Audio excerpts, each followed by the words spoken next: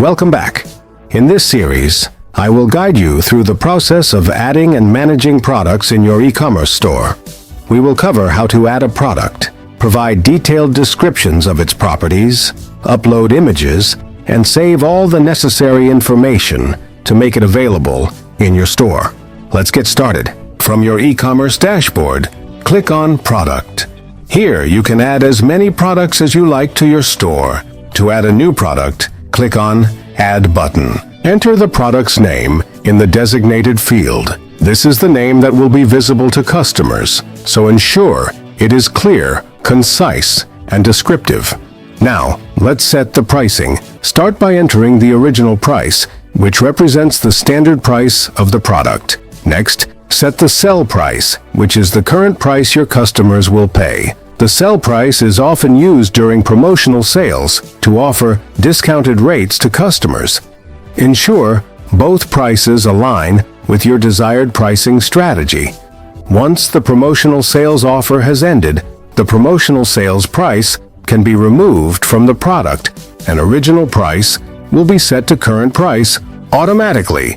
Next, use the Related Products drop-down to select products that complement your main product. This will enhance the shopping experience for your customers. You can also maximize your sales by selecting upsell and downsell products. Upsells offer higher-end options, while downsells suggest items that pair well with the selected product and may interest your customers during checkout. Once you have added a variety of products to your store, you can leverage related products, upsells, and downsells to enhance customer engagement and boost your sales. Now, select the appropriate product category from the category drop-down menu. This ensures your product can be easily found by customers. Make sure to watch one of our previous videos on how to add product categories for a step-by-step guide. Next, let's add attributes. Attributes help define product variations such as color, size, or material, enriching the shopping experience by providing customers with options. Since our product has different specifications, we will use attributes to set different prices based on these specifications. If you need a refresher, you can watch the video on how to create product attributes for a step-by-step guide from one of the previous videos. Here, we set different price variations for our product based on storage sizes. While the color of the product does not influence the price, but it gives customers the option to select their preferred color. The price variations work as follows.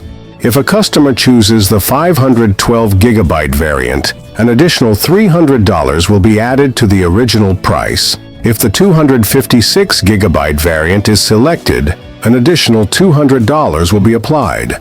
For the 128 GB variant, the customer will pay the base price of $1,500 without any additions. If you have a product review video on YouTube, you can enter the YouTube video ID here. In the product description box, you can write a detailed overview of your product. Use the formatting tools to enhance readability, such as options for colors and tables. You can also include a product purchase note here.